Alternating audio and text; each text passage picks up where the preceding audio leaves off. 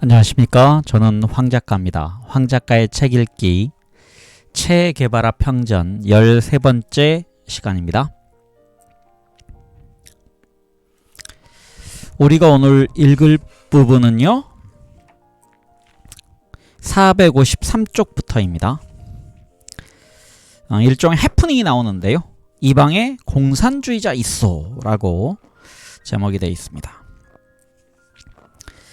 여기가 이제 체가 쿠바 국립은행장을 맡게 된 그런 해프닝이 소개됩니다.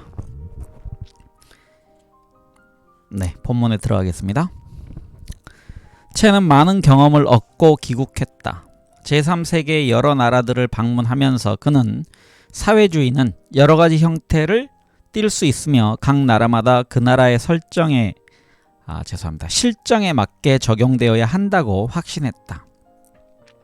카스트로에게 보고한 내용의 핵심도 바로 그것이었다.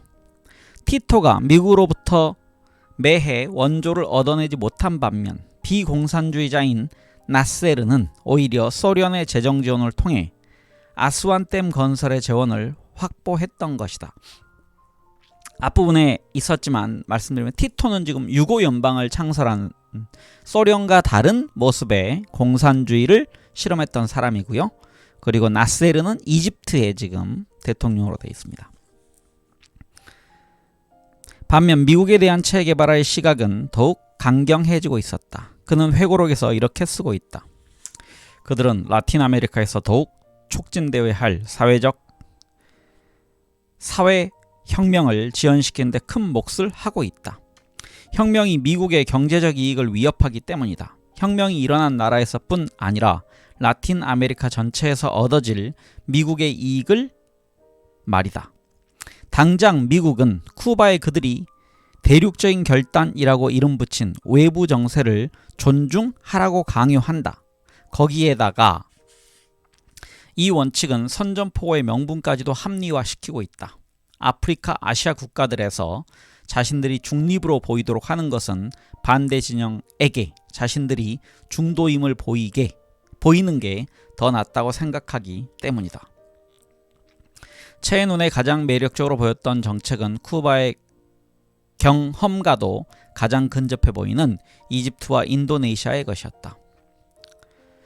10월 7일 카스트로는 게바라를 INRA 즉 국립토지개혁위원회의 위원장에 임명했다. 그날 저녁 카바냐에서 체는 구성원들을 모아놓고 자신의 구상을 설명했다. 그러나 그는 큰 벽에 부딪혔다. 국립은행 총재이던 펠리스 파조스가 점진적인 개혁을 주장했던 것이다.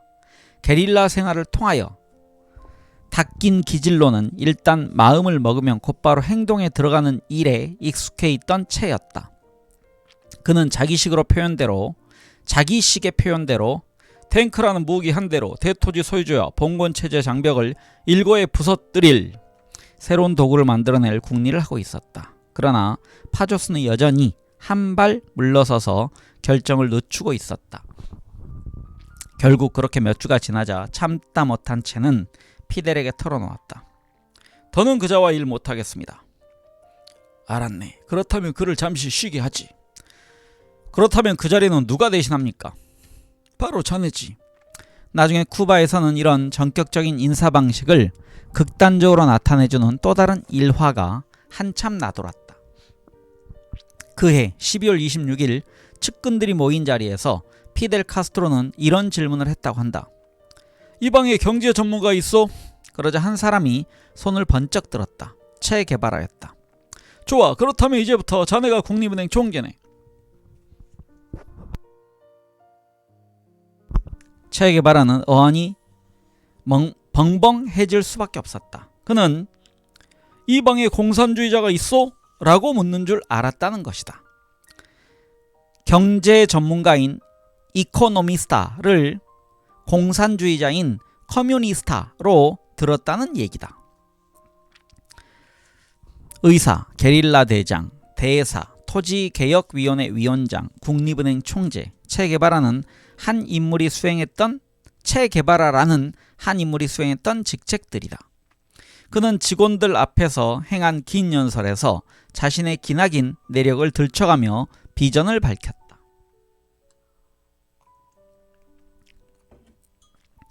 나는 다른 이들처럼 성공하고 싶었습니다. 유명한 발견자가 되는 꿈도 꾸었고 인류에게 도움이 될 무엇가를 위해 지치지 않고 일하고 싶었습니다. 그러나 지금 이 순간 나에게 그런 것은 개인적인 승리로밖에 보이지 않습니다. 나는 우리 모두들처럼 환경의 부산물이었던 것입니다.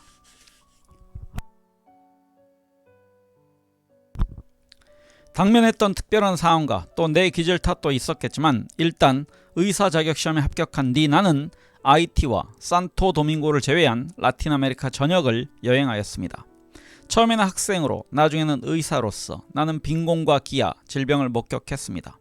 속수무책으로 어린 아이가 죽어가는 것을 내버려 둘 수밖에 없는 일이 우리 아메리카의 기층 민중에게는 대수롭지 않은 현실임을 바라봐야 했던 것입니다. 그리하여 나는 유명한 학자가 되거나 의학상에 중요한 기여를 하는 것보다 더 중요한 무언가가 있으며 그것이야말로 민중을 직접 돕는 길이라는 것을 어렴풋이 깨달았습니다. 실제로는 10서너 살이나 먹었는데도 기껏해야 67살밖에 보이지 않는 아이들을 여러분들도 많이 보았을 것입니다. 이들이 바로 시에라 마에스트라의 아들들입니다. 그리고 딸들입니다. 빈곤과 기아로 인한 영양실조에 허덕이는 아이들이지요. 과학이 눈부시게 발전하고 있는 마당에 텔레비전과 라디오의 보급률도 형편없이 낮은 그곳에서 학교와 전기불을 처음 구경해본 아이들은 그날 저녁 별들이 낮게 떠 있는 줄 알았답니다. 이제 이들은 나라가 지어준 학교에서 글자를 배울 뿐만 아니라 직업교육까지 받고 있습니다. 그리고 혁명가가 되는 어려운 공부까지도 하고 있습니다. 싸움은 끝난 것이 아니었다. 혁명에는 아직도 많은 적이 도사리고 있음을 연이어 벌어진 사태들이 대변해 주었다. 그해 10월 소형 비행기 한 대가 아바나 시민들에게 일방적으로 총격을 가한 사건에 이어 플로리다 쪽으로부터 날아온 비행기 편대가 섬에 정박해 있던 소형 함대에 폭격을 퍼붓고 떠났다. 그러나 가장 비극적이고도 수수께끼 같은 사건은 까밀로 시엔푸에고스가 행방불명된 사건이었다. 10월 26일 긴 수염의 커다란 모자를 상징처럼 쓰고 다니던 이 지칠 줄 모르는 혁명가는 까마구에이 지방군 대장이던 우베르트 마토스를 체포했다. 마토스는 혁명을 주도하고 있던 좌파 계열을 몰아내려는 음모를 꾸몄다는 혐의로 기소되었다. 이틀 후 까밀로를 태운 아바나행 파이퍼기가 이그나시오 아그라몬테 공항을 이륙하자 소형 전투기인 카자가 그 뒤를 바짝 따라붙었다. 1시간 후 카자는 연료를 채우기 위해 파이퍼기와 같은 장소에 착륙했다. 얼마 뒤 까밀로의 부관이었던 바렐라 중위가 심한 화약 냄새가 난다고 느낀 순간 카자의 기관총이 불을 뿜었다. 그는 조종사를 제지했으나 조종사는 연료를 다 채운 뒤 미국 해안 방향으로 날아가 버렸다. 그 사흘 밤낮을 카스트로가 개발하는 하늘과 땅을 오가며 까밀로의 행방을 찾았다. 카스트로가 미국에까지 도움을 요청한 사실을 미국 언론은 흥미롭게 다루었다. 그러나 까밀로의 자치는 오리무중이었다. 까밀로가 탄 비행기는 카자기의 공격을 받아 카마구에이 지방 북쪽에 있는 글로리아만에 떨어졌을 가능성이 높았다. 그리고 그 근처 해안인 푼타브라바의 주민들은 비행기 2대를 목격했으며 기관총 소리를 분명히 들었다고 증언했다. 11월 12일 피델 카스트로는 라디오를 통해 우리 시대의 위대한 지휘관 까밀로 시엔푸에고스의 실종을 공식적으로 발표했다. 그날부터 28일까지 쿠바인들은 그를 애도하며 바다는 물론이고 섬 안의 어떤 물길에나 꽃을 던졌다. 까밀로는 나와 생사고락을 함께 나눈 소중한 동지였다. 그는 쿠바 민중의 전형적인 영상 자체였다. 나는 알레그리아 델 피오의 폐주 중에도 여기서 항복할 사람은 아무도 없다며 과감히 적에 맞서던 그의 목소리를 아직도 생생히 기억하고 있다. 그는 우리 전위부대의 선봉장이었으며 어떤 위험에도 물러설 줄 몰랐다. 어느 날인가 그는 적의 전이대원 한 명을 사살한 뒤 땅에 떨어지기 전에 무전기를 붙잡는 대담성을 보였다. 그는 마치 종교처럼 자신의 충성심을 신성시했다. 까밀로의 혀는 오늘날에도 게바라 가문에 흐르고 있다. 체의 아내 알레이다는 아들의 이름을 까밀로라고 지었고, 체의 장녀인 일디타 역시 자신의 두 번째 아이에게 아버지의 친구 이름을 붙였다. 11월 26일 체는 공식적으로 국립은행 총재에 임명되었다. 그의 인생에서 가장 흥미진진한 승부수 중에 하나일 터였다. 그는 우선 정권대사로 해외를 순방할 때 수행했던 살바도르 비아세카를 불러 국립은행의 지배인직을 제안했다. 비아세카는 그 순간을 이렇게 기억한다. 설마 농담하시는 건 아니겠죠? 나는 우선 이 말부터 꺼냈습니다. 은행의 업무에는 완전히 문외한인 제가 어떻게 지배인이 될 수 있겠습니까? 그랬더니 채가 이러더군요. 그런가? 나도 마찬가지야.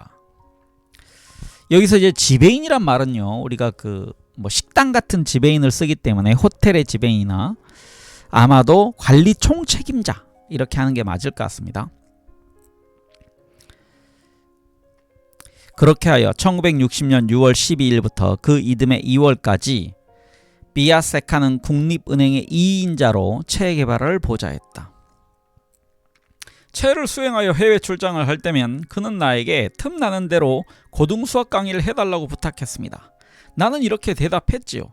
당연히 해드리지요. 하지만 우선 총재님의 기초수학 실력이 어느 정도인지 알고 싶군요.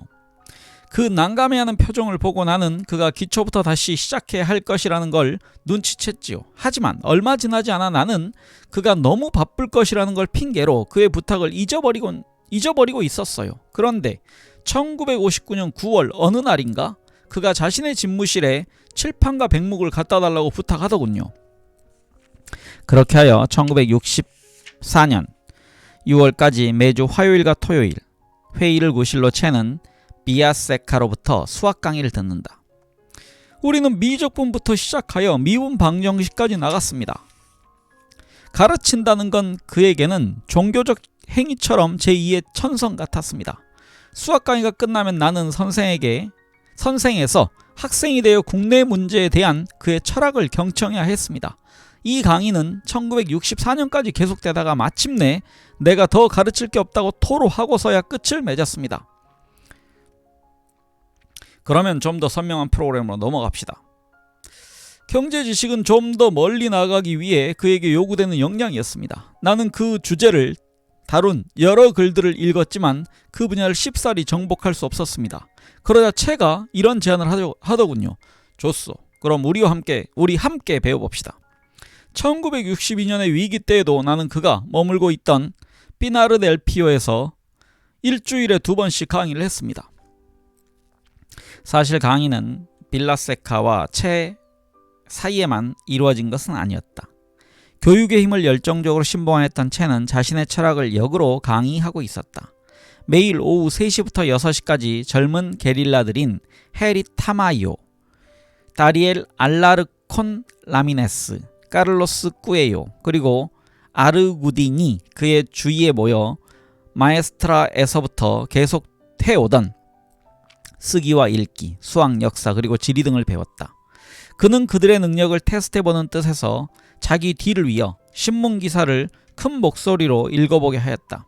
그들은 쿠바 국내는 물론 채가 움직이는 곳이면 해외까지도 따라다니게 된다. 채는 늘 그들에게 총만큼 중요하다면서 펜과 공책을 챙길 것을 당부했다. 다리엘 알라르코는 채가 그들에게 얼마나 무서운 강박관념을 심어주었는지 회상했다. 매주 월요일이면 채는 우리에게 자동차 열쇠를 달라고 하여 시험보는 토요일까지 보관하고 있었습니다. 그렇게 하면 우리가 한가하게 놀면서 시간을 허비하지 않을 거라고 여기는 것 같았습니다. 일요일이 있질 않나 라고 그는 거듭 얘기하곤 했지요. 그때 우리는 피델과 까밀로가 선사한 59년형 크라이슬러 임페리얼을 갖고 있었어요. 마지막으로 쿠바에 들어온 수입품 중 하나였죠. 거의 18,000달러를 호가하는 것이어서 우리는 이 차를 몰고 뻐겨보고 싶었습니다. 그런데 어느 날 채 대장은 해리 밀레가스를 놓고 우리끼리 말하는 소리를 들었습니다.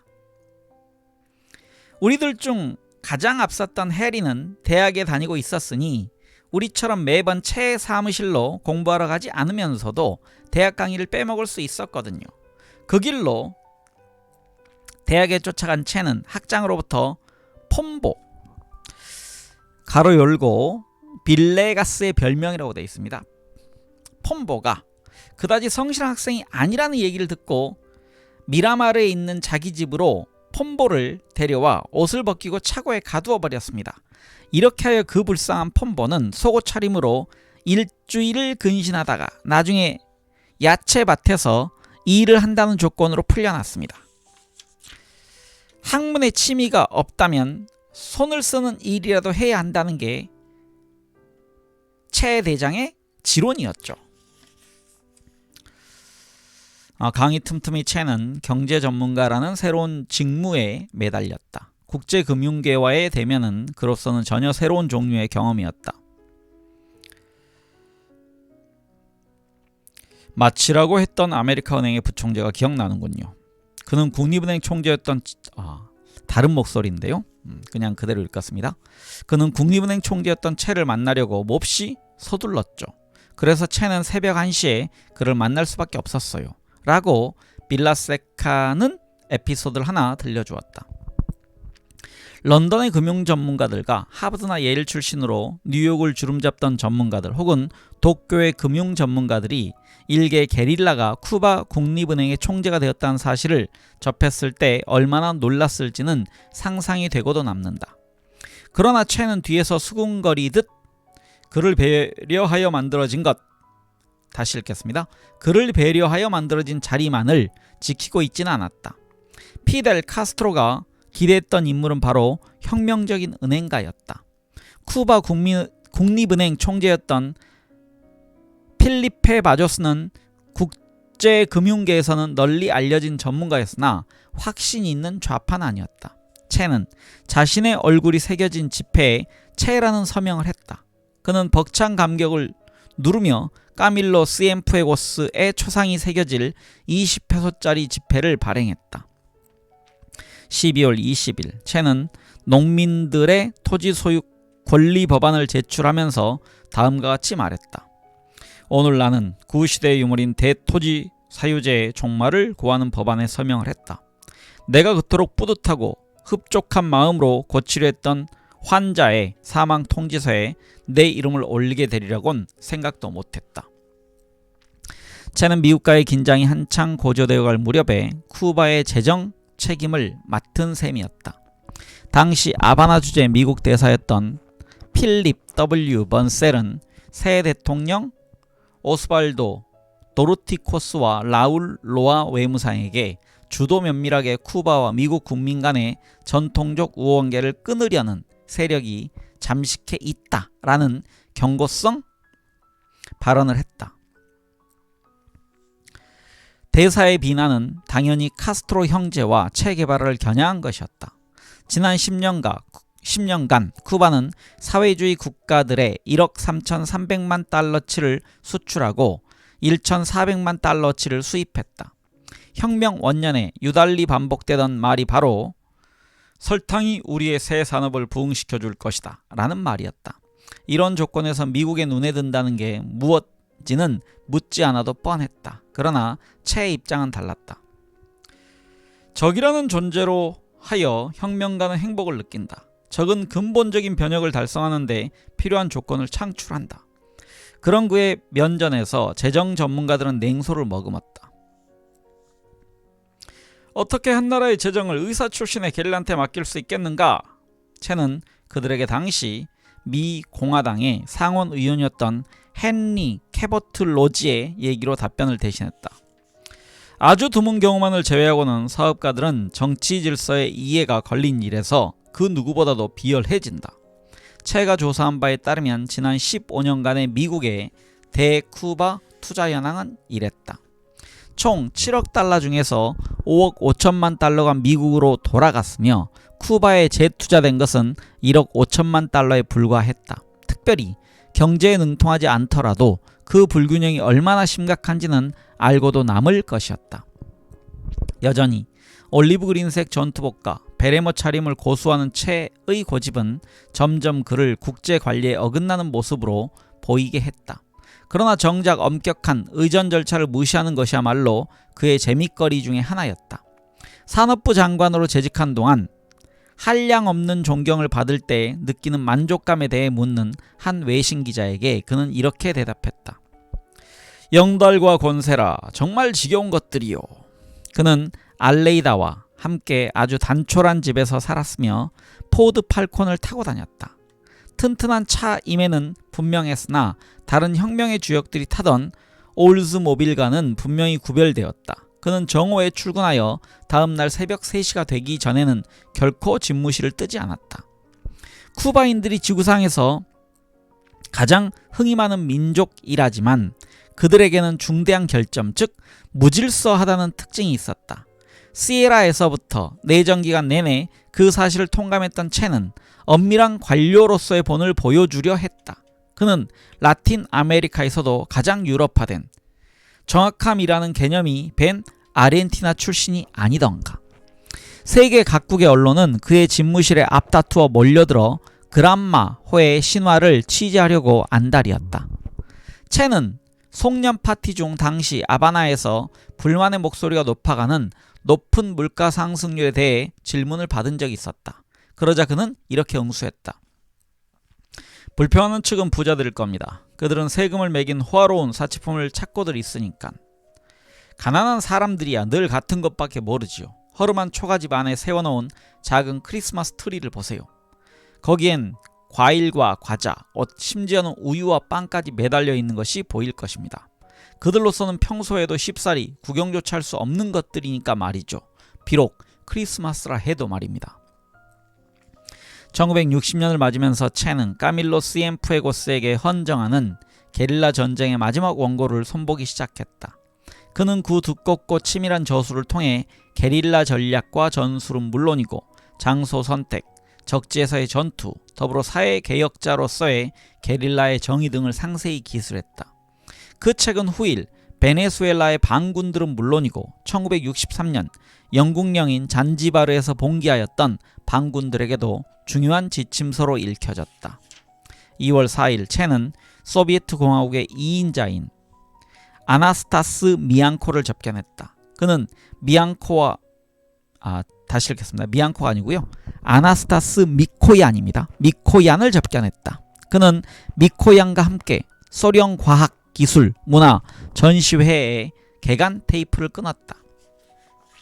그날 저녁 만찬장에서 쿠바 측의 참석 인사들을 소개하게 되었다.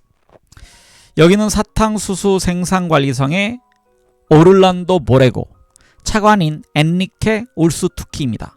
그리고 이쪽은 민족 자본가를 대표하는 티르소 사이언스 씨군요. 그 말을 들은 사이언스의 얼굴은 불켜진 채 어찌할 바를 몰랐다.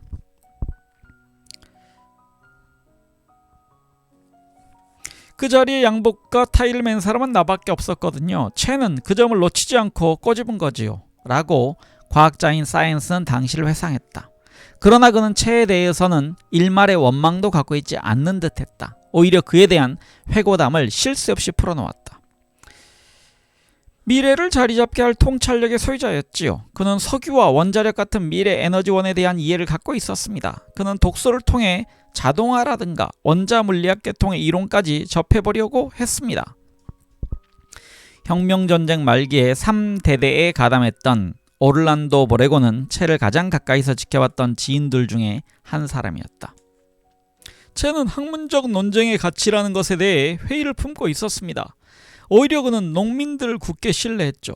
게릴라전을 통해 얻게 된 버릇이었겠지만 그는 유독 밤에 일하는 것을 좋아했습니다. 과학적인 연구, 이론적인 사고와 사실주의적인 형식에 세속적 취향이 끼어들 틈이 없었죠. 어린 시절부터 쌓아온 폭넓은 교양을 그는 모두를 위해 사용했습니다. 게릴라든 정권대사든 체스 선수 혹은 경제관료이든 간에 그는 엄격한 금욕주의자의 면모를 보이면서도 단순한 돈키호테주의에 매몰되지 않도록 자신을 조절했습니다. 그것은 시대가 요구하는 사상을 받아들이게끔 하는 혁명가의 힘이었지요. 그러나 그를 무작정 최상의 존재로 치켜 세우는 것도 그의 겸양을 배반하는 일이 될 것입니다. 그러면서도 보레고는 이 말을 덧붙인다. 한 인간으로서 그처럼 특별한 자질을 갖춘 사람이 또 있을까요? 아이들과 장난치기를 좋아하고 농담을 즐기면서도 어느 때에는 놀랄만한 냉철함을 보여주기도 했지요. 그에게 사회주의는 의식의 발전을 위한 진지하고도 극단적인 모험의 과정이었다고나 할까요? 한편 오늘날 체의 저술에 대한 전문적인 주석가인 엔리케 울투스키는 이런 일화를 들려주었다. 어느 날 더는 무기를 구입할 자금이 없다고 불평하는 자신에게 체는 이렇게 대답했다고 한다. 그래? 그렇다면 자넨 은행을 털 일밖에 없겠군. 체의 계유를 잘못 받아들인 미국의 강도들이 얼굴을 가리고 은행에 난입할 여지를 줄 만한 대답이었다. 또 한 번은 울투스키가 체와 함께 엘리베이터를 타고 올라가던 중에 생필품 몇 가지가 부족하다는 사실을 은근히 내비친 적이 있었다. 자네가 어떻게 관리하는지 이해가 안 되는군. 우리 집에선 별 문제가 없는데? 그래도 울투스키는 쉽게 포기하지 않았다. 당연하지요. 리브레타. 2장이면 먹고 사는 문제야 해결될 테니까 말입니다. 여기서 리브레타는 보구표란 뜻이라고 합니다. 쟤는 아무 대답도 하지 않고 집무실로 들어갔다. 며칠 후 또다시 같은 엘리베이터에서 만난 울투스키에게 체가 먼저 입을 열었다. 자네 말이 맞았네. 마침 리브레타 2장이 있더군. 체는 있더군을 강조하며 리브레타를 내밀었다. 그는 정말로 아내에게 한 장을 달라고 했던 것이다. 미코얀의 방문을 계기로 쿠바와 소련은 향후 5년에 걸친 교육의 길을 트게 되었다. 미코얀은 체를 공식적으로 소련에 초청했다. 1960년 3월 4일 체는 프랑스 선박 꾸브르오에서 일어난 사보타주의 끔찍한 피해 상황을 확인하기 위해 부두로 뛰어나왔다. 이 배는 군대에 보낼 벨기에 소총과 기관총들 그리고 경찰용 권총들을 운반하던 중이었다. 당시 혁명지인 사진기자로 일하고 있던 알베르토 꼬르다는 이 사건을 CIA의 공격으로 보았다. 그 폭발 사건이 벌어지고 이틀 후 50명이 넘는 희생자들의 장례식이 거행되었다. 장례식을 위해 만들어진 단상에 앉아있는 인물들 중 베레모를 쓴 체의 모습을 찍은 사진은 훗날 전 세계적으로 널리 알려지게 된다.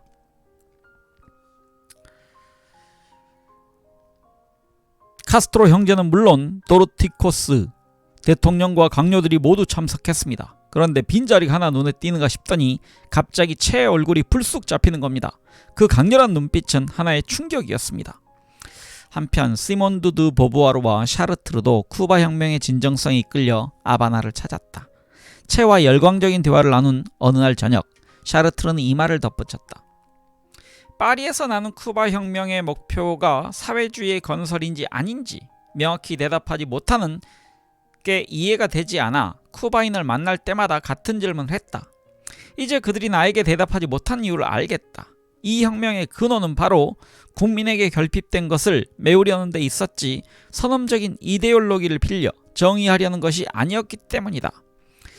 체는 샤르트르 커플에게 쿠바 섬의 내부를 보여주는 동안에도 한편으로는 쿠바의 가장 큰 우방이었던 미국과의 관계가 완전히 단절될 경우에 쿠바 경제를 가장 효율적으로 보호할 수 있는 방법을 연구하고 있었다. 쿠바인들의 밥줄이랄 수 있는 사탕수수 수입 쿼터가 낮아지거나 철폐될지 모를 미래의 경제 블록을 염두에 두어야 했다. 소련과의 합의서에 서명했던 이유도 거기에 있었다. 체의 머릿속에서는 이미 자신의 진영이 선택되어 있었다. 그는 동구편이었다. 다만 러시아인들이 같은 가격으로 그만한 양을 사줄 수만 있다면 좋을 것이었다. 그의 가장 큰 고민은 그것이었다. 쿠바 혁명을 종려나무나 그린 올리브들의 것이지 공산주의자나 자본주의자의 것이 아니다라고 거듭 주장해왔던 카스트로로서도 이 말을 더는 써먹을 수 없으리라는 걸 알고 있었다. 플로리다 해협으로 몰려들고 있는 심상치 않은 기류 때문이었다. 1960년 5월 25일 체는 부에노스아이레스에서 열리는 1810년 혁명 150주년 기념식에 참석하지 않기로 했다. 대신 다른 나라로부터 파견된 부대들과 함께 쿠바의 게릴라 부대가 아베니다 델리베르타도르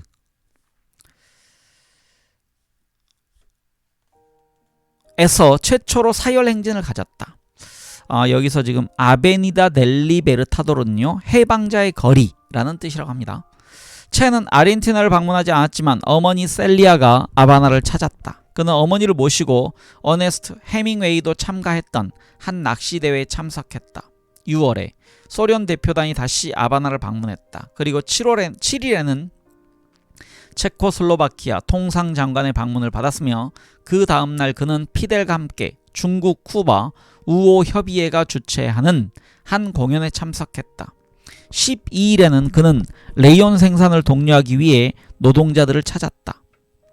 7월 24일 여느 때와 다름없이 수학 강의를 받고 있던 체의 집무실에 짝달막한 한 남자가 찾아왔다.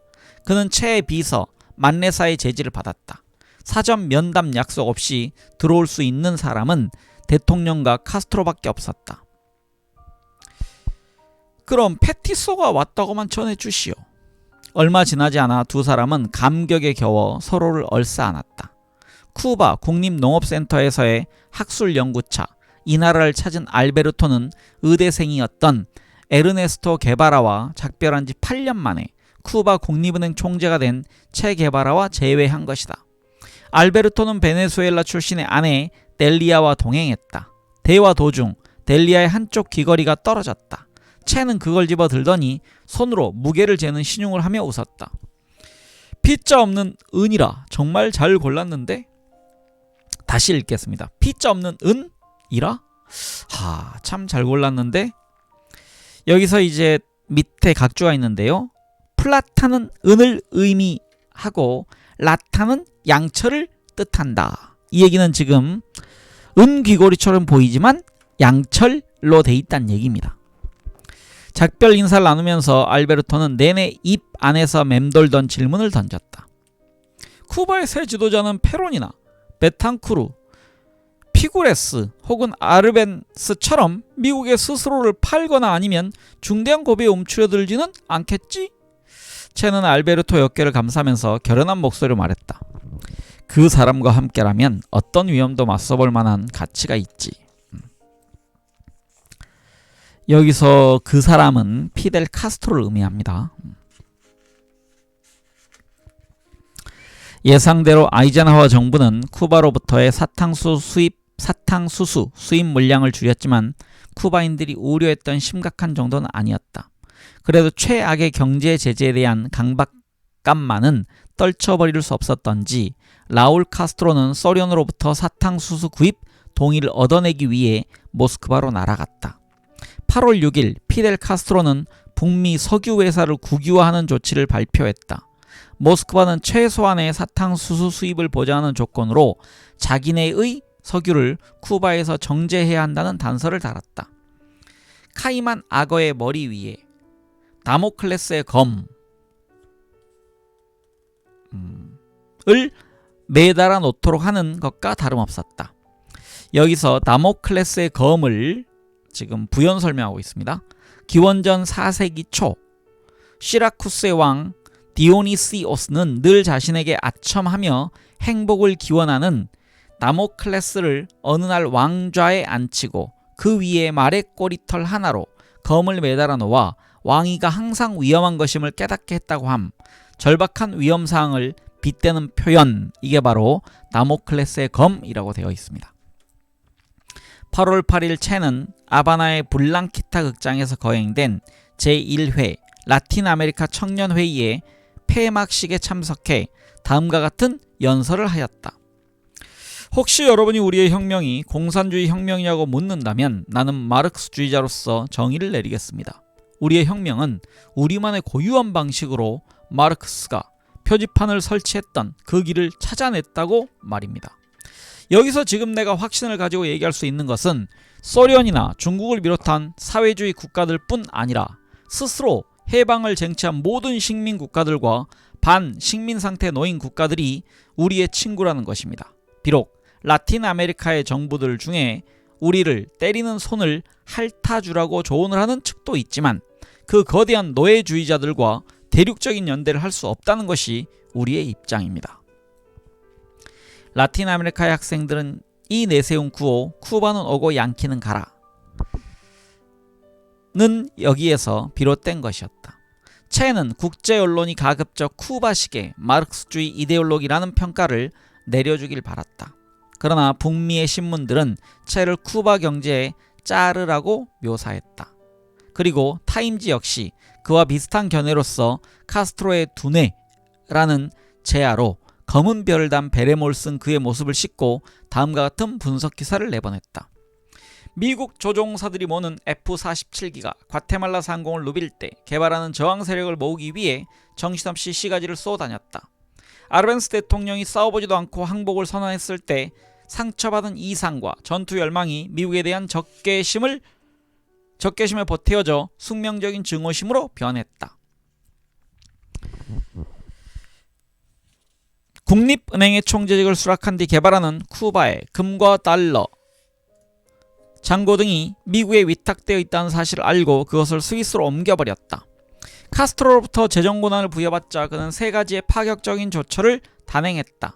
첫 번째로 서방과의 주요한 경제고리를 끊고 공산세계와 손을 잡았다. 두 번째로 미국의 조치를 기다리며 나름대로 싸울 준비를 하고 있다. 세 번째로는 개발하는 라틴 아메리카의 다른 나라들에 미치는 자신의 혁명적 영향력을 깨닫자 철의 장막 뒤에서 이루어진 거래를 통해 1억 달러 이상의 원조 약속을 받았다. 그때까지 미국의 수입에 의존해왔던 공산품들, 라디오, 사진기, 전선, 모터, 가정기구 등을 직접 생산할 수 있는 공장을 건설하겠다는 본래의 야심에서였다. 또한 그는 물물교환 경제도 추진했다. 예컨대 쿠바의 가장 중요한 수출품인 사탕수수를 가장 중요한 수입물인 석유와 맞바꾸는 것이다. 러시아산 원유를 정제하기 위해 개발하는 셀, 에소, 텍사코 등 외국계 회사의 소유인 주요 시설들을 무상으로 국유화했다. 미국이 쿠바의 사탕수수 수입을 중단하는 조치를 취하자 개발하는 러시아로부터 보상을 얻어냈다. 요컨대 미국이 쿠바 내정에 개입할 경우 미사일 공격으로 맞서겠다는 후르시초프의 협박이 가해진 것이었다. 개발하가 쿠바를 카리브해의 축복받은 섬이라고 부를 수 있는 배경에는 군사 역사적으로 가장 강력한 미사일의 힘이 버티고 있다. 구릿빛으로 그을린 미국의 관광객들과 사업가들이 해변가에서 다이끼리를 마시는 곳, 러시아의 로비 전문가들이 들끓고 표정 없는 중국인들이 쉬고 있는 호텔들이 공존하고 있는 배경을 믿고 가는 것이다. 기사 내용이었습니다. 석유회사들의 국유화, 쿠바 내 미국 자산의 동결은 시작에 불과했다. 체는 당시의 상황을 이렇게 요약했다. 양키들은 60년 동안 쿠바를 지배하면서 수억 달러에 달하는 돈을 벌었다. 그들이 1845년 스페인으로부터 우리를 사들일 때 지불했던 금액과 거의 같은 액수이다. 그동안의 인플레이션을 감안할 때 그들로서도 크게 불평할 것은 없을 것이다. 타임지는 결론 삼아 체라는 인물을 이렇게 평하였다. 피델 카스트로는 현재 쿠바의 얼굴이자 목소리이며 정신이다. 라울 카스트로는 혁명을 위해 뽑은 단검이랄 수 있다. 그렇다면 개발하는 두뇌이다. 그는 이 삼두마차에서 가장 매력적이면서도 동시에 가장 위험한 인물이다. 여자들을 홀리기에 딱 좋은 우수가 묻어나는 미소를 입꼬리 흘리면서 체 게바라는 냉정하고도 치밀한 방식으로 쿠바를 이끌고 있다. 놀라운 능력과 지성 그리고 세련된 유머로서 쿠바 지도자들의 태도는 여타의 라틴 아메리카 국가들에 대한 워싱턴의 자세마저 변화시켰다. 아이젠하워 대통령은 아르헨티나에 사절을 파견하여 경제 원조를 약속했다. 쿠바의 전례에 따르는 걸 미연에 방지하자는 심산에서였다. 이 경제 원조 방안에 분격한 아이젠하워의 적수들은 이를 두고 카스트로의 계획이라고 했다. 브라질 대통령 조셀리노 쿠비츠색은 아이젠하워에게 이런 친서까지 써보냈다. 까카, 삶이 희생과 인내 그리고 복종의 결과일 뿐인 잠자는 땅의 백성들에게 말은 아무런 의미를 갖지 못한다는 것을 귀하는 잘 아실 것입니다. 그즈음 아바나에서 체는 마르크스주의를 표방하고 있는 미국 잡지 먼슬리 리뷰의 편집진인 폴 스위찌와 레오 휴버만을 만났다. 첸은 이 잡지에 여러 편의 글을 실은 바 있는 프랑스의 철학자이자 경제학자인 샤를 베틀랭에게 초청 의사를 밝혔다. 1948년부터 1983년까지 프랑스의 사회가 고등연구원의 원장을 지낸 베틀랭은 1936년 소련을 방문한 뒤 소비에트의 계획경제라는 저서를 펴냈다. 그는 일찍이 자신이 불투명하다고 판단하였던 소련 체제에서의 민주주의의 결핍을 이 책에서도 일관되게 주장했다. 2차 대전 중 그가 쓴 나치즘 하에서의 독일 경제라는 소책자가 비밀리에 나돌기도 하였다. 1945년부터 1951년까지 그는 전 세계 마르크스주의자들의 토론의 장이 되었던 잡지를 제작하기도 했다. 또한 1953년부터 1956년까지는 네루 수상의 청을 받아들여 인도 정부의 경제 재건 계획을 도운 경험을 바탕으로 독립국가 인도를 1962년에 펴냈다. 네루의 조언을 들은 나세르는 1955년부터 베틀랭의 능력을 빌리기로 결정했다. 이집트 외에도 베틀랭은 말리와 기니에서 활동하다가 프랑스 중국 우호협회 회장의 자격으로 주언라이와 협력하기도 했다. 1960년 9월 2일 아바나에 도착한 베틀랭은 동구의 수도들과 이 카리브해 섬나라의 분위기가 같지 않음을 깨달았다. 생기 있는 눈빛을 가진 이 안짱다리 지식인은 쿠바에 가득한 자유의 공기를 흠뻑 들이마셨다. 그는 우선 오리엔테 대학의 경제학부 교수로서 혁명정부의 재무장관을 맡고 있던 레지노 보티부터 만났다. 그는 체코와 러시아 경제에 의지하는 오류를 범했습니다. 나는 이 나라들의 경제적 기반이 취약하다는 것을 알고 있었습니다. 베틀랭은 이렇게 설명했다. 보티는 쿠바의 경제 성장률이 더욱 상승하기를 바랐다. 1959년부터 1960년까지 1년간의 성장률은 이미 6%에 달해 있었다. 생산력 증가를 장려하는 정책을 활발히 편 덕분이었지만 더 가속하기에는 그 능력이 한계에 다다른 것도 사실이었다. 당시 쿠바 정부는 미국과의 관계가 단절되지 않기를 바라고 있었습니다. 다만 상호 존중에 기초한 관계를 원한 거지요. 그런데 1960년에 나는 아주 놀라운 사실을 알았습니다. 대중의 요구로 민주적으로 표현할 수 있게 하는 어떤 대중조직도 부재하다는 사실이었습니다. 며칠 후 자동차 한 대가 베틀랭이 머물고 있는 숙소로 왔고 산업부 장관인 체 게바라가 만나고 싶어 한다는 의사가 전해졌다. 그는 조명을 무척 밝게 한 넓은 방에서 나를 기다리고 있었습니다. 그는 미소를 짓고 있었고 진지함이 배어나오는 표정으로 나를 맞이했습니다. 우리는 프랑스어로 대화를 나눴습니다. 그는 혁명이 급속히 진전될 수 있었던 요인은 반군과 농민 노동자와의 긴밀한 관계, 그리고 미국의 제국주의에 반대하는 쿠바 민중의 저항이라는 논지를 펴더군요. 쿠바라는 특별한 경우는 마르크스의 저작 어디에서도 찾아볼 수 없는 그런 것이지요. 쿠바 혁명이 자연스럽게 따를 수 있을 법칙으로서의 지표가 될 그런 것 말입니다. 혁명의 취약점을 분명 깨닫고 있던 체는 권력의 대중성에 대해 이야기를 했고 그것은 바로 조직력의 부재라는 결론을 내렸습니다. 게릴라식 전투에서 얻은 습관에서 벗어나야 했고 기술 정보의 부족도 문제였습니다. 그러나 모두의 의지와 피델을 중심으로 한 대중의 단결로 그런 취약점을 극복할 수 있다는 확신이 미래에 대한 엄청난 신뢰의 기반을 만들고 있었습니다. 그날 새벽 베틀랭은 모종의 혼돈을 떨쳐버리지 못한 채 아바나를 떠나 아르헨티나로 향했다. 나는 쿠바 혁명이 채택한 방식에 대해 내심 의혹을 갖고 있었습니다. 애초부터 마르크스주의의 법칙에 대한 이해가 없는 이 나라의 지도자들이 이 법칙을 과연 제대로 따를 수 있을지에 대한 회의였지요. 그해 10월 12일 베틀랭은 체로부터의 한 통의 편지를 받았다. 파리를 방문할 예정이라는 것을 알리면서 아바나에서 미처 못한 대화를 마저 하고 싶다는 뜻이 적혀 있었다. 당시 베틀랭은 인도의 문제에 관심을 기울이면서 1960년과 61년 사이 쿠바 경제에도 지대한 관심을 보이고 있었다.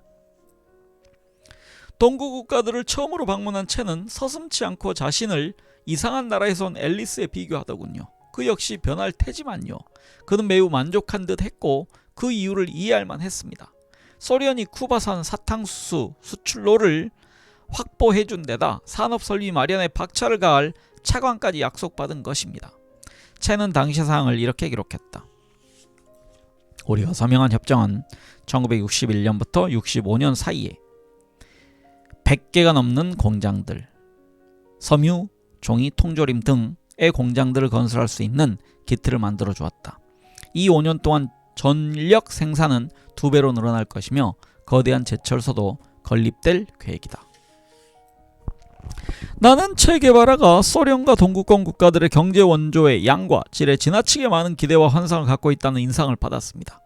사실 공장 건설도 예상보다 훨씬 더딘 속도로 이루어지고 있었지요. 예컨대 전력 생산만 하여도 2배로 끌어올리는 일은 10년이 더 걸리는 일입니다. 그런데 나의 이러한 지적도 채 열정을 잠재우지는 못했지요. 그로부터 몇 년 후 그는 소련이 값비싼 운송료를 물게 했다는 사실을 뼈저리게 느끼게 됩니다. 그것도 애초에 자기들이 약속했던 것에 훨씬 못 미치는 상품으로 말입니다. 그래도 쿠바 혁명의 궤적에 지적인 호기심을 버릴 수 없었던 베틀랭은 아바나로 돌아왔다. 이번엔 좀 더 깊숙이 경제 문제에 파고들면서 체에게도 적극적으로 충고하기를 주저하지 않았다. 나는 기업의 자율성과 재정 능력이라는 두 가지 원칙을 존중해야 한다고 주장했습니다. 그래야만 쿠바의 통화를 위협하는 재정적인 문제를 피할 수 있으리라는 생각이었습니다. 또한 생산량의 증가와 품질 제고에 따른 임금 인상 체계도 정착시킬 것을 주장했습니다. 그 건의의 체는 사회주의 경제에서도 당치도 않다며 다시 읽겠습니다. 그 건의의 체는 사회주의 경제에서는 당치도 않다며 펄쩍 뛰었다. 설사 노동의 질에 따라 보상을 달리하는 임금 체계가 존재할 수 있다는 걸 인정한다 하더라도 임금을 노동의 생산성과 상품의 질을 향상시키는 수단으로 사용하는 것은 받아들일 수 없다는 것이었다. 그것은 자본주의적 자극제이다. 이 자극제는 새로운 인간으로 탄생할 수 있도록 하는 윤리적 자극제로 대체되어야 한다는 게 체의 생각이었습니다. 그러나 이에 대해 베틀랭은 다음과 같이 주장한다. 여기 책은요 지금 마음과 같이 주장한다 이렇게 돼 있어서 제가 좀 놀랐습니다. 고쳐 읽겠습니다. 다음과 같이 주장한다. 경험을 통하여 내가 깨달은 사실은 도덕적인 자극에만 의지하여서는 생산에 도움이 되는 어떤 효력도 얻지 못한다는 것입니다. 1963년부터 양측 간의 논쟁이 점점 선명해지면서 널리 알려지게 되었다. 그해 체는 자신이 소련에 대해 점점 덜 경탄하고 있음을 확인하게 됩니다. 동구 국가들이 쿠바에 대한 의무를 충족시킬 만한 방도가 진정으로 없다는 사실이 그를 충격에 빠지게 한 것입니다. 또한 그는 소련 기업의 관리 및 운영 방식에도 충격을 받았습니다. 그가 보았을 때 중앙집권화라는 그의 이상에 도무지 들어맞지 않았던 겁니다. 그럼에도 체는 소련을 비롯하여 폴란드, 헝가리, 체코슬로비아 등에서 제기됐던 중앙집권화의 비현실성에 대한 반발에는 무관심해 보였습니다. 그는 중앙집권화 시나리오가 폴란드의 비엔콥스키가 달의 경제라고 불렀던 상황에 봉착하리라는 사실을 인정하지 않았습니다. 내 개인적으로도 1963년은 쿠바 혁명이 선택한 궤도에 대해 진정으로 환멸을 느끼기 시작한 해였습니다. 하지만 나는 지도자들의 정책이 유발한 누적되는 어려움에도 불구하고 최소한의 희망만은 버리고 싶지 않았습니다. 그래서 나는 비록 그들의 입장에 역행하는 제안이더라도 소신을 갖고 작성했고 이것이 체 게바라의 중앙집권에 대한 확신과 부딪힌 건 당연했던 것입니다. 같은 해 샤를 베틀랭은 국영기업의 재정적 자율성은 물론이고 신축적인 운영, 물질적 자극의 긍정적 기능, 생산 단위의 수익성을 담보하는 제도의 복구를 제안했다. 그러나 체는 특히 물질적 자극에 대해서는 여전히 단호한 반대 입장을 고수하였다. 그렇다고 그가 교조주의자였다는 건 아닙니다. 비록 내 제안에 동의하지 않았다 하더라도 그는 늘 제안을 귀담아 들었습니다. 사실 그가 강력한 중앙집권화를 주장했던 배경에는 일체 관료주의와 싸우려 했던 의지가 있었을 것입니다. 베틀랭은 사회주의 쿠바라는 1964년 4월호에 게재했던 사회주의적 경제의 형식과 방법 그리고 생산력의 발전 단계라는 글에서 체 게바라가 쿠바에서 추진하려는 완전한 중앙집권적인 계획경제는 미비한 생산력의 수준 때문에 불가능하리라는 주장을 편 적이 있었다. 내가 보기에 쿠바의 발달 수준은 그만큼 커다란 자율성과 책임감이 공식적으로 담보되는 여러 다른 생산 단위들을 요구하고 있었지요. 쿠바 경제는 상거래 관계 속에서 생산가가 반영된 가격으로 그들의 생산물을 사고 팔 수 있다는 것을 깨달아야 했습니다. 또한 생산력의 낮은 수준으로 볼 때 소득은 무엇보다도 각자의 노력 여하에 달렸다는 원칙을 적용시켜야 했다고 봅니다. 더 많이 일할수록 더 많은 임금을 받는다는 원칙 말이지요. 우리들 사이에 엇갈린 주장은 다시 원점으로 돌아갔습니다. 생산력에 따르지 않고 생산의 질을 따지는 체의 입장을 나로서는 도저히 이해할 수 없었습니다. 1960년 9월 28일 체는 피델 카스트로의 주도로 대통령궁에서 열린 혁명수호회의 창립식에 참석했다. 이 기구는 아직도 존재하고는 있지만 쿠바 한 곳에만 국한되어 있다. 자발력 노동에 대한 열렬한 옹호자였던 체는 그것을 거의 신성화된 혁명적 행동으로 삼으려 했다. 그는 아내인 알레이다와 알베르토 그라나도 혹은 국립은행 직원들과 함께 사탕수수밭에서 몸소 일하는 모습을 본으로 보이곤 했다. 거기 설명이 하나 있습니다. 그들 중에는 일요일 아침부터 사탕수수를 베러 나가야 한다고 투덜거리는 이들도 적지 않았지만 이라고 되어 있습니다. 9월 30일 그는 까밀로 시엠푸에고스 교육시 건설에 참여했던 국제여단을 치하는 자리에서 혁명에 대한 신조를 되풀이하여 강조했다.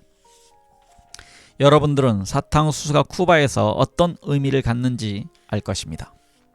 멕시코의 면화, 베네수엘라의 석유, 볼리비아의 주석, 그리고 칠레의 구리, 아르헨티나의 목축과 밀, 그리고 브라질의 커피. 우리 모두는 하나의 공통분모를 갖고 있습니다. 즉 우리는 단일 생산을 하는 나라이며 우리 모두는 단일 시장에 의존하고 있다는 사실입니다. 그렇다면 우리는 어떻게 대외 무역과 내부 생산을 다변화시킬 것입니까? 평화로운 교섭수단을 통하여? 아니면 총이라는 무기를 사용하여? 나로서는 이 문제에 정확한 답변을 할 수 없습니다. 다만 내가 여러분에게 얘기할 수 있는 건 외부의 제국주의의 압박과 내부에 암약하고 있는 꼭두각시들의 압력에 처한 쿠바의 현 상황에서 우리 민중은 총을 통한 목소리 외에 어떤 다른 출구도 갖지 못하고 있다는 것입니다. 기술적인 여건만을 먼저 따지면서 토지개혁을 실행하는 데 소용되는 자본은 어떻게 마련할 것인가? 라는 질문에 우리는 그런 건 필요 없다고 말하겠습니다. 우리의 유일한 자본은 자신의 권리를 깨닫고 있는 무장한 민중입니다. 우리는 이 자본으로 우리의 토지개혁을 실행할 것이며 그 힘을 강화할 추진력으로 산업화의 길에 진입할 것입니다. 마르틴 피에르는 이렇게 말하였다. 다시 읽겠습니다. 마르틴 피에르는 이렇게 말하였습니다. 가로 열고요. 에르난데스의 가우초 서사시 마르틴 피에로의 주인공이라고 되어 있습니다. 우리들 가운데 형제끼리 싸운다면 그 덕을 보는 건 적이다. 제국주의자들은 힘을 뻗치기 위해서 우리를 분열시켜야 한다는 사실을 알고 있습니다. 그래서 우리를 커피, 구리, 석유, 주석, 사탕수수 생산국으로 나눠놓은 것입니다. 우리는 결국 시장을 확보하기 위해 스스로를 파멸시킬 더 낮은 가격으로 한정없이 경쟁하고 있습니다. 우리는 하나로 뭉쳐야 합니다. 가장 고귀한 재산인 자유와 경제적 윤택, 해결 못할 어떤 문제도 없다는 자신감을 쟁취하기 위해서. 그것이 없다면 우리는 몰락의 길을 걷게 될 것입니다. 열정적이고도 창조적인 매일매일의 노동으로 마침내 우리는 목적지에 다다를 것입니다. 나는 우리의 형제 국가로부터 온 모든 대표단들에게 진심 어린 박수를 보냅니다. 특히 미 연방공화국의 대표들에게 열정적인 찬사를 보내고 싶습니다. 이들은 자신들이 속한 정부와는 달리 피부색이나 종교 혹은 경제적 조건으로 한 인간을 차별할 수 없음을 알고 있는 민중의 대표단입니다. 더불어 중화인민공화국의 대표단 그리고 역사의 소중한 한 장을 쓰고 있는 알제리 대표단에게도 찬사를 보냅니다. 자신의 정부를 더는 대표하지 않는 프랑스 민중 대표단도 빼놓을 수 없습니다. 네, 이렇게 13번째 읽기를 마무리하도록 하겠습니다. 다음 시간에는 드디어 이제 본인이 존경했던 마오쩌둥과의 만남이 전개됩니다. 네, 다음 시간에 이어 읽도록 하겠습니다. 네, 함께해 주신 많은 분들 감사드립니다. 편안한 하루 보내십시오. 저는 황 작가였습니다.